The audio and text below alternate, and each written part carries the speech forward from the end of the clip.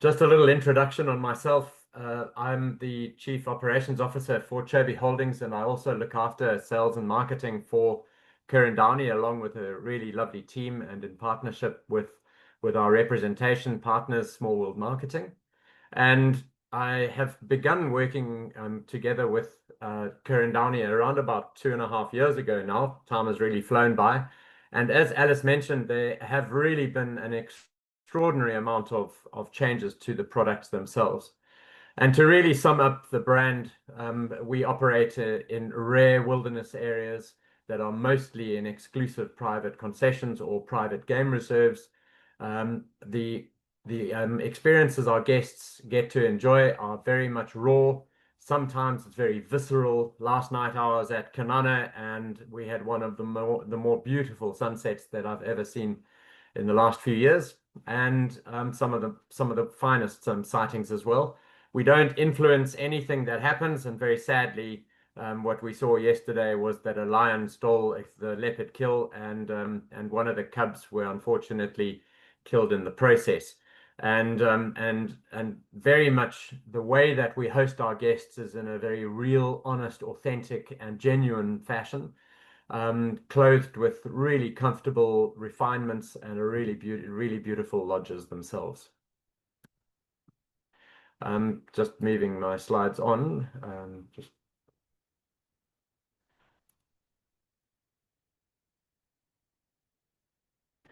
So one of the things about Chobe Holdings, who are the owners of Ker Downey, is that we also do have our own air charter company. The name of our air charter company in Botswana is Safari Air. We've got Cessna Grand Caravans. There are 7 of them. We also have got what is known as a baby van, or a smaller Cessna Grand Caravan that takes 10 passengers. And then we also have got 5 smaller aircraft, which is what you see in picture over here, namely a GA8 air van. And these are used mainly for the shorter hops between the Delta. And the reason we use these aircraft is to provide us with the most effective and efficient way to safely move our guests from point to point within the Okavango Delta or wherever they're flying in northern Botswana. One of the main differentiators of Ker Downey, before I get into the product, is actually that 100% of our guides are walking qualified guides. What that basically means is that they are the highest qualified guides that one can find in northern Botswana. They have been in the industry for a long period of time. You have to have a certain number of years behind your belt, and you have to pass a variety of additional trainings and tests, as well as rifle training that then allows you to be what is known as a walking qualified guide. And really what this distills down to for your guests is some of the highest quality interpretation. And primarily your customers are coming to Botswana, obviously, for the quality of the wildlife and the game and the landscapes and habitats. But all of that comes together through high quality interpretation by a very skilled guide who also is very adept at tracking. And really on these types of excursions in these private areas, you are able to go for nature walks in the middle of a game drive. You don't have to pre-plan it back at your lodge. And as long as the guide is aware of your desire to go walking, we can do a mix match of walking as well as game drives on a single activity. The vehicles, as you can see over here, 100% of our vehicles are designed and developed and manufactured in a way that allows for the finest photographic opportunities. So you'll see the radio mast, the radio aerial at the back of the vehicle. There is a small snorkel in the front over here, which is for driving through thick water, but it's very low down, and so there's very little in the way that gets in the way of being able to take a good image. The vehicle itself has 3 rows of 2 seats, which allow for guaranteed window seats. They're very well spaced. The chap in the vehicle at the back there, you can see, he's about 6 foot, and there's sufficient space for him not to bump his knees. And that's really important for the taller people, especially for those folk coming out of the Netherlands. They're particularly tall folk. And there is also a roof and charging points with each of the different lines of seats for guests to charge their batteries in. There's a little center console as well for guests to actually place their jackets and also to put their cameras on top of for ease of access to get into their camera bags, change lenses, or anything like that. So really well-designed vehicles. So what does the footprint of Ker Downey look like? Well, the primary access points into Botswana is either through Maun, which is where you can see that in the central part of the image, or through Kasane, which is up in the very north of the photograph, north of the Chobe National Park itself. And generally guests move either in a northerly fashion through the parks, through the concession areas, the wildland areas, or they come in via Kasane and make their way down south and end in Maun. Some guests do come in and out of Maun, some guests do come in and out of Kasane. We have 5 different lodges in the Okavango Delta. What's really important to note on this image over here is that we have properties that are located in the north, in the east, and the west. And that's really important because what it allows us to exploit is wherever the water is flowing or where it is not flowing, certain highlights happen. And I'll explain that a little later. In Maun, we brought on a very beautiful little 5-star boutique hotel exclusive for 24 guests called Gray's Eden. That lovely property joined our portfolio in August of last year. So she's really new on the banks of the Tamalakan, and I'll show you toward the end of the presentation that fabulous little hotel. And in the south of Maun, at a place called Danaka, is a fantastic private game reserve called Danaka Private Game Reserve, and we have a fantastic lodge over there called Danaka, which I'll talk to you about first. So my presentation will start in the Kalahari, and I'll move through the Okavango Delta. Just on the pricing side of things, what you can see on this slide over here are just some highlighted areas of rates for you. So our peak season rates in our most expensive camps are at $1,770 per person per night sharing. And on the summer season months, they're at around about $700 per person per night sharing. And considering that these are 5-star products in exclusive wildlife areas, predominantly with extraordinary levels of quality, this represents some of the best value for money that you can find in northern Botswana today. Just as a footnote, Ker Downey is a company that is and has been operating in Botswana for 50 years now. And essentially, what that means is that when land and concessions were available in northern Botswana and more easy to come by, we managed to build our portfolio of blue chip properties throughout the Okavango Delta and the Kalahari, providing some of the finest experiences in the country. We do have a special that's running at the moment. It's a buy 4 stay 5. Considering that your rates at a rack level are $700 in the summer months from November through to the end of March, middle of March, the buy 4 stay 5 represents a further saving of about $715 per person if they do choose to stay 5 nights. Guests can choose whichever camps they want to combine. If they want to do 3 nights in one camp, 2 in another, or vice versa, there's no issue with that whatsoever. So really good value for money. So down into Danaka itself, what you can see on this image is that Danaka is located 35 minutes south, directly south of Maun itself. So very easy and quick to get to. It's roughly the same distance as flying from Maun into the northern camps in the Okavango Delta. But what's important is that when you're flying from Danaka out into the Okavango Delta, we do not stop in Maun. You fly directly over Maun and into the Okavango, and that takes around about 50 minutes. Roughly the same flying time for those who have ever flown from Kasane down into the Great Plains Cylinder area or into the Wilderness Safaris Chobe airstrip. About 50 minutes, very easy flying, high wing aircraft, nice and stable as well with air conditioning, and you land 50 minutes later into the Delta. If you're coming out of the Mkhadi, you physically cannot carry sufficient fuel to fly into the Mkhadi and fly into the Okavango, and that is why guests coming out of those areas have to stop in Maun to refuel. So it's a really easily accessible property.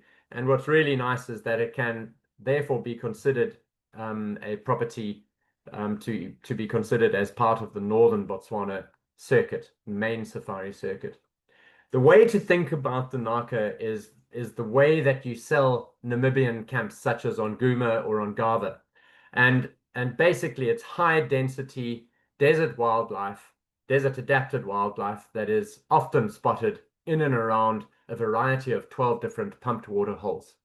And what you can see at the very bottom of my notes over there are that we do also have rhinos and we do rhino walks, and I'll explain that shortly for you. But these are the water holes, and you can see that at certain times of the day, a variety of wildlife are constantly coming in and out of these water holes. These are eland, the largest of the antelope in southern Africa, and something that's quite rare to see in Botswana. Good populations of oryx, and actually one of the higher populations of cheetah in northern Botswana as well. In fact, if you are looking for cheetah in northern Botswana, I would highly recommend Danaka because it does have such a good population of cheetah. And what you can see from these images over here are that these animals are very, very calm and very relaxed. This chap is a chap by the name of Oscar. He is the largest of our lion in the area. He's the dominant male lion. We have about 16 lions in the reserve itself. This is a black-maned Kalahari lion. You can see that he's got his hair growing out the back of his elbows. He's got his hair growing all the way halfway down to where the diaphragm actually meets his stomach. And he's around about 10% larger than your average savanna lion, which you find in northern Botswana itself. So he is a brute and a very beautiful creature. Fabulous birding as well. One of the lovely things that I really love about this part of the Kalahari is that we have installed 3 of these sunken eye level hides. This is a fantastic experience for guests to observe wildlife, and also if you fancy yourself as a photographer, it's a great place to take photography. Many of the guests that come down here will come out to these water holes and they'll sit there for most of the morning, or sometimes even the entire day with a picnic lunch.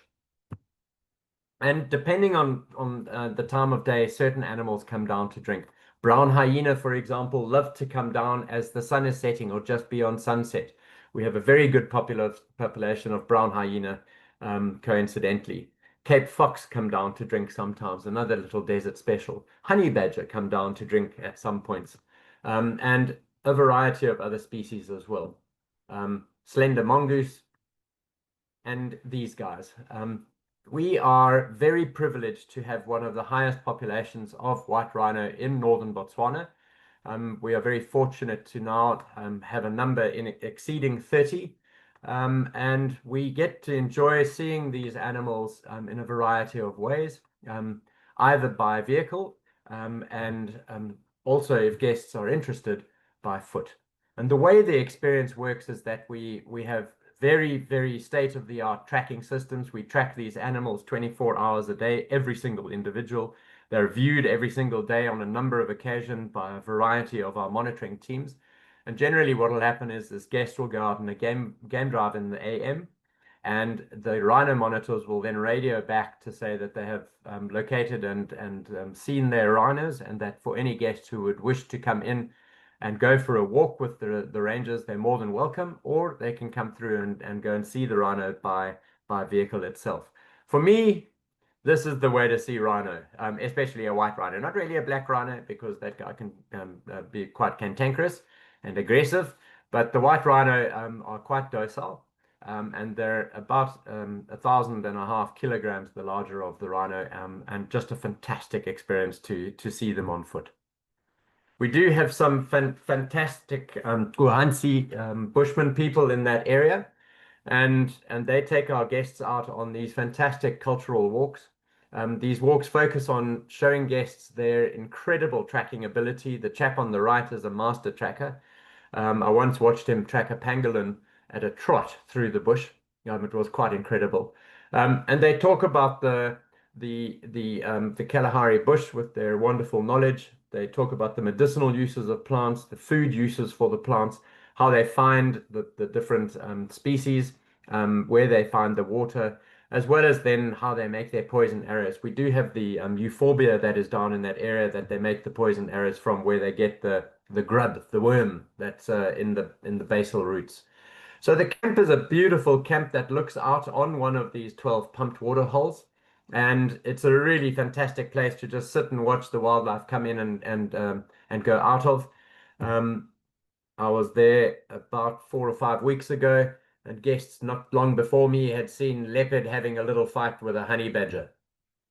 One central swimming pool, and then we have the tents, which are all portrait in location. There's one family room, and they all look out onto the actual waterhole itself. And many of the guests, especially on the last morning, if they're ending their safari here, will just choose to relax on their deck in the morning and watch that waterhole and watch the animals come and go. There's obviously an ensuite bathroom with outdoor shower. The rooms are all equipped with mini bars and coffee stations for guest convenience, and so they're very comfortable and a very beautiful room. What you'll notice about the interiors there is that they're actually sand in color, sand, tan, the browns, the teak colors, and the reason for that is because we very much try to emulate the environment that you find yourselves in. You'll see that as we move up into the Okavango Delta, some of our camps change in terms of their interiors. And what that does is it allows for easy combination of our camps. So from Danaka, let's say you fly up to the north and you head into Kanana. Kanana is located west of Chiefs Island. You can see the camp is highlighted on this Google Earth image in yellow. Chiefs Island is to the east, and our entire northern boundary is actually the boundary with Moremi Game Reserve. The concession is exclusive. The area is known as the Core Flats, and the Core Flats are known to be extremely nutrient-rich systems, and there are these fantastic sweeping floodplains that surround the camp. I was in the camp last night. I saw three different lion sightings, three females with 9 cubs, four females with 6 cubs, and then two huge male lions, as well as then four leopard. And I was only there for one night and one game drive. Um, what you note in this image is that there is this incredible riverine forest, and there are these floodplains dotted all around the concession. It makes for some of the most beautiful game viewing and also some of the richest game viewing that you can find in the Okavango Delta to date. There's big herds of buffalo, big groupings of hippo. These are the two big male lions that I saw this morning. They look after a pride of lion that now numbers just short of 30 different lion on the concession. There's a good pack of wild dog, very good densities of hyenas, and there are 12 different leopard that we see on a regular basis. I told you that I saw four leopard. I'd love to say it was four different sightings of leopard. It was actually just a mother leopard with her 3 cubs, one of which unfortunately expired while I was there. Special sightings also include aardwolf that you see from time to time, as well as some fantastic sightings of serval are noted in the area. It's a private concession, so you can do game drives by day, by night. You can do excursions where you do go off-road and follow premium sightings of wildlife that you come across, which is different to the national parks where you're not allowed to. Nature walks. Boating is not that great in this area. It's actually very limited, and the reason for that is because the Okavango Delta has lifted in the west. There was a big earthquake about 7 years ago now, and essentially less of the flood water comes into this area than in previous years. What that does, though, is it creates an incredibly rich game viewing area. So we boat only between the middle of June and about the middle of October every single year. But one of the best things to do in this part of the Delta is to do the Mokoro experience. The Mokoros here are very unique in the sense that we travel out either from the main area or one or two other locations closer to something that is really special. And it's this. It's called a heronry. This is the largest heronry in the Okavango Delta. It is populated by about 50,000 to 70,000 different birds. They all come to nest here between the beginning of May and the end of September, early October. I was there now actually, and there were many birds still there. And it really is this fantastic experience where you can get up close and personal to about 15 to 20 different species of birds, but 50 to 70,000 of them. It really is a Mokoro journey with a purpose. Kanana really is one of those rare concessions that have a plethora of life, and it's one of the finest concessions that offers sustained great game viewing throughout the year. So looking at the camp, this camp was opened on the 2nd of April. We just finished rebuilding her, and so it's just finished its first season. And I was there yesterday for its first rainstorm as well. And it really is a very beautiful lodge that looks out on some of the most beautiful floodplains across the Okavango. You can tell on the interiors that there's a theme where we bring the water lily theme in, the green theme in, and that's a nod to the environment that we're finding ourselves in. You can see there's always a tinge of green when you're looking at the camp. Even when you're in the rooms themselves, these are the rooms. They are landscape. They have a private veranda out the front of the room itself, casting a view out onto that magnificent landscape that I showed you at the second image of the main area. They have a wonderful ensuite bathroom. There is a nook in the actual bedroom itself for applying makeup. There's mini bars and coffee stations. There are his and hers vanities in the bathrooms themselves. You'll notice that the shower itself has got a glass panel, and the glass panel is just to protect against the breeze that comes off the floodplain.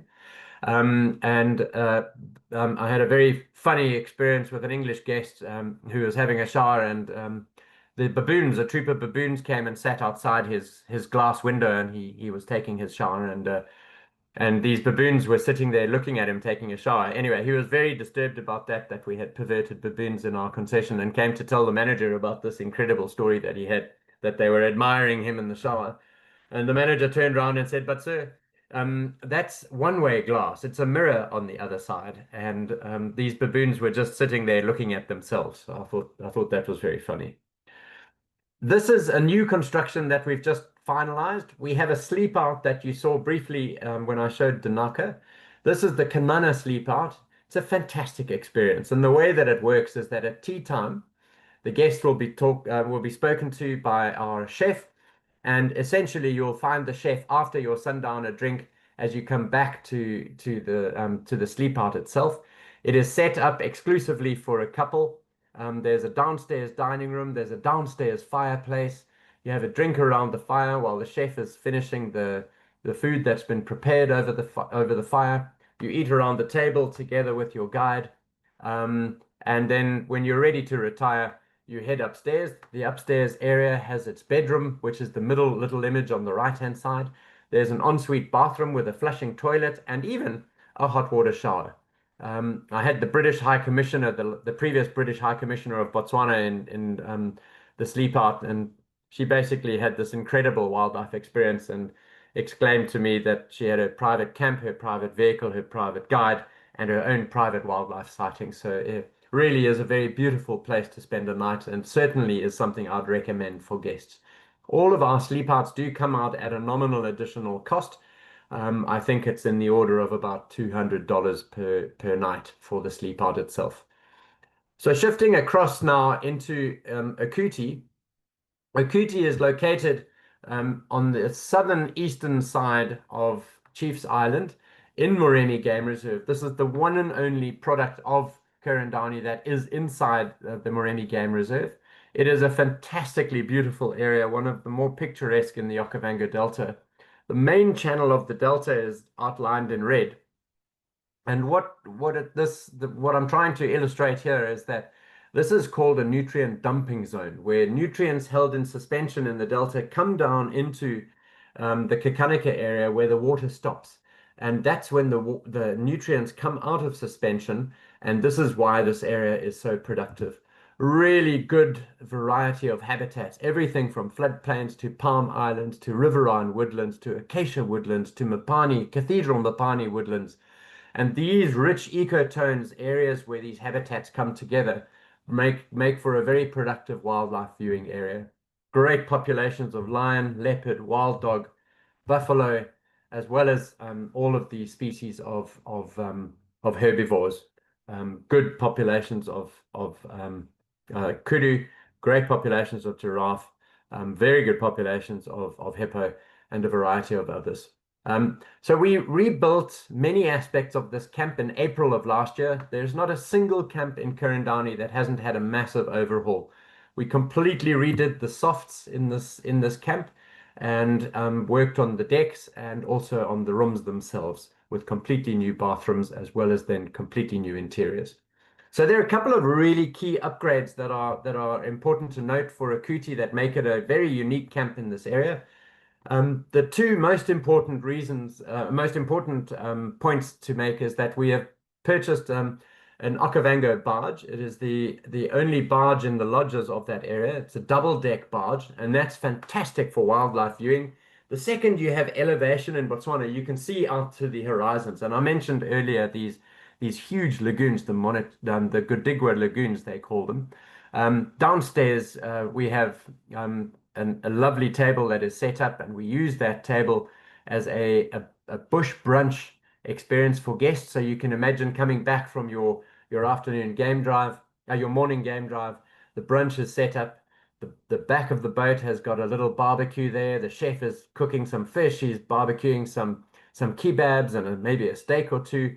Harvest style table with fresh salads, fresh Chenin Blanc, and then you go cruising out onto the water itself. It's an experience that our guests really adore, and it really does make for a fantastic new type of experience for Akuti that is unique. We also got permission to incorporate makoros in this area, and these makoros started in March of this year and are proving to be really popular as well. So you can do the game drives in this area. You've got the barge boat, you've got the speed boats, as well as then the makoro itself. Really fantastic experiences. The camp is small, maximum 16 guests. In fact, all of our camps are really small. The largest of our camps is Danaka that actually can take 20 guests or 18 guests if there isn't a family in house. Akuti can take 16 guests in 7 rooms. There are 2 family rooms here. Got a fabulous expansive lounge for guests to relax in. Beautiful views out onto the actual Monachira channel, which is one of the largest Okavango channels. The rooms are all appointed with the view out onto the actual lagoons themselves. And there's a central swimming pool as well. This camp rack rates at $1,200 in peak season, and it is common rated with Desert and Delta. And we use it in combination with Desert and Delta on their Best of Desert and Delta Safaris packages. They tend to use it generally when their camps are full that side. But on occasion, should you have guests that you would wish to send to this camp, please request it from Desert and Delta and copy us in, and we'll make sure that we accept the booking as part of the BODDS packages as well. So moving across up into a new area for us, we're now in the north of the Okavango Delta at a camp called Maksa. They actually don't say Maksa. It's easier for us to say Maksa, but it's actually Makla is the correct way you say the island. Maksa is located on the NG12 concession. In the central part of the concession where I've encircled in red, that is a zone that is shared equally between ourselves as well as with Karangoma, which is the little yellow square on the right-hand side of the image. There are only 5 game viewing vehicles that explore this entire area, around about 5,000 hectares per guest. Really a very beautiful part of the Delta. One of the main fingers of the Delta actually come past Maksa, and at around Maksa, it actually becomes the Cylinder Spillway. So the Cylinder Spillway begins in the NG12 concession, and then it goes out into the Great Plains concession to the east, where Motswiri camp is located over there. To the south of us is Vumbura, as well as Duba Plains. And it really is the quintessential Okavango Delta. Huge open floodplains, wonderful little islands where leopard hang out, as well as the wild dogs. Good lion, good leopard during the months of May through to the end of November. Good populations of buffalo and zebra, as well as a very large population of hippo, around about 50 of them that inhabit the Maksa Lagoon and are there currently all the way through to the end of March. Good ellies come through from time to time, really great for Makoro. There is a boat that is joining for activities and excursions next year by boat, and there are game drives by day and night. It's a really explorer type of feel in this camp, and we tend to encourage our guests to take a picnic and explore the whole area and go out for 5, 6 hour game drives, coming back a little later in the afternoon. It's one of those places that just encourages you to explore. It's new. It was virgin. We only opened on the 2nd of March, 20th of March of this year. I apologize. But this is the camp. It looks out onto Muxa Lagoon itself. It's really got this wonderful eclectic feel to it. It's got these Bedouin type carpets, wicker kind of furniture. There are two upstairs game viewing platforms that guests love to spend the afternoons up in the high shade under the ebony tree overlooking the Muxa Lagoon with the with the hippo. And then the rooms themselves also feature the stretch canvas type of feel with a really comfortable ensuite bathroom with both an indoor and an outdoor shower. The outdoor shower here is a little bit unique in the sense that it is out to the front of the room. I'll show it to you in the next screen. But what you can see in the room here is they're very well appointed with an indoor lounge as well as an outdoor settee to enjoy the views out over the lagoon. And out in the front, this is the outdoor shower. Not to be used at night time, we don't recommend it, but certainly throughout the day, this is a great place to have a shower. So moving across to Shindi, Shindi is one of our most popular concessions alongside the Naka as well as Kanana and Akuti. It is your one-hit great camp that combines every major activity type that you can want in the Okavango Delta. All year round, guaranteed deep water boating, lagoon boating. There is fishing that is catch and release during certain times of the year, starting in the early part of the year up until the late October period. It has fantastic game drives by day and night, great for walking as well. There are two main areas that we do our game driving on. It is the Shindi Island, which is the smaller island in the red circle to the south, and then the larger island is the northern Shindi Island, where Shindi Footsteps is also located. These camps are small camps. Shindi is a maximum of 18 guests, I apologize, and Shindi Footsteps is a maximum of 6 guests. In the south of the concession, you can see that's where the water is. So that's where all the boating occurs. And in those circles, those red circles, that's where all the game driving happens. Really good lion, really good leopard, and fantastic general plains game. Really good terrestrial and aquatic adapted wildlife in this concession. Beautiful forests. Up in the north, in the northern island, we move away from the riverine forests and we get into sausage tree, leadwood type of habitat, acacia woodlands, and some of these we call them the red star apples, these brown bushes that are there in the background of that image. Really productive habitat, very good for buffalo, very good for dryland species like buffalo and zebra, as well as then giraffe. Well, we had a great pack of wild dogs denning on the concession this year. There are 28 dogs in the pack, 29 dogs in the pack, I apologize.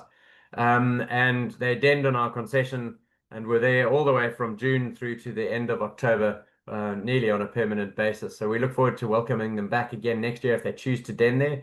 They come in and out of the concession regularly. This year, they only had 5 pups. I was very proud that my son and I managed to locate that den before the actual guides themselves. So that gave us a good reason to tease them. My son is 8 years old, so he's competitive about absolutely everything. So the Lodge Shindi itself is almost like a Robinson Crusoe type of treehouse experience. On either side of the dining room itself, you can see that there are individual lounges over there. So there are 2 lounges, plenty space for guests to find a quiet corner to go and relax in, take a book and relax in the shade and read overlooking the lagoon. They can sit in the front deck overlooking the lagoon as well in front of the fireplace. There's an upstairs dining room, which is family styled. We've got family style dining for outdoor dining downstairs, and we do all sorts of special dining experiences for guests as long as we know in advance. We've got some hidden dining decks around the camp itself, and we can also do in-room dining as well, should the guest wish. So I love being higher up in the Okavango Delta. As I mentioned earlier, if you can get up on a little bit of elevation, it just amplifies the views. And so this is from the dining room upstairs, and this is what the dining room looks like, what the view is like throughout the day. Looking at the camp itself, you'll see that there are quite a few blue type of interiors. That's a nod because there's so much water that's permanently in the concession itself. It's a fantastic pool, nice and large, and then really well appointed rooms that feature both an indoor-outdoor shower as well as ensuite bathroom with a double vanity and a recessed shower. What is happening in this camp, just so that I can just explain it, you can see the toilet in the corner over there, which is quite open in the room. We're actually recessing the toilet back, and we're going to completely enclose the toilet so it provides for much more much more privacy. There have been quite a few comments from guests that that would be something they'd like, so that'll happen in the next couple of months. And up into Shindy Footsteps, this is a very beautiful little camp. It's suitable for anyone that is an Africa lover. There are only 4 rooms here, a maximum of 6 guests. We can squeeze it to 8, depending on the type of party that you send through. Good for couples, great for families. You know, if you can imagine, if you book this out for a family of 6, you get your private guide, your private vehicle, your private camp, your private area of the concession. That to me is luxury. It's intentionally slightly less luxurious as compared with the other camps. It comes at a lower rack rate in peak season. This camp rack rate's at $1,300 next year per person per night. There's a separate lounge on the right-hand side. The fireplace is in the middle, and then the dining room is on the other side of the fireplace itself. The kind of camp that encourages you to take your shoes off, push your feet into the sand itself, and grab a drink from the bar while you enjoy looking at the hippos and the birds in the lagoon beyond. The rooms themselves are landscape, and they look out onto the lagoon as well. They all have a little deck outside the front of the room. There's a very well appointed bedroom, as well as then a lovely bathroom with both an indoor and an outdoor shower as well. It really is a fantastic camp, and ironically is our highest occupancy camp for obvious reasons. So Gray's Eden is a small boutique 5-star hotel. It is located about 10 minutes outside of Maun Airport itself. You access it mostly by driving on tar road, as well as then maybe half a kilometer on a well-maintained gravel road. It consists of 5 luxury villas, as well as then 7 spirited cottages, exclusive for 24 guests. It is located overlooking the banks of the Tamalakan River. On the right-hand side upstairs over here, you can see the 7 cottages. And then on the left-hand side, you can see the larger room in picture. That is the villa itself with a large outdoor veranda, private dining possible over there. Downstairs is a wine cellar for guests who would like to have a private dinner, or if you've got a private group with a private guide that you'd like to have a private dinner, they can very happily do that. Beautiful gardens, well shaded, nice and cool green grass to relax and have a drink on, look over the river. There is a la carte dining that happens on the outdoor terrace. There is two different lounges that are indoors, as well as then a lounge on the opposite side of the main area where the bar is. One central ground swimming pool over here, which is a fantastic place to relax, especially in the heat of the day, overlooking the river.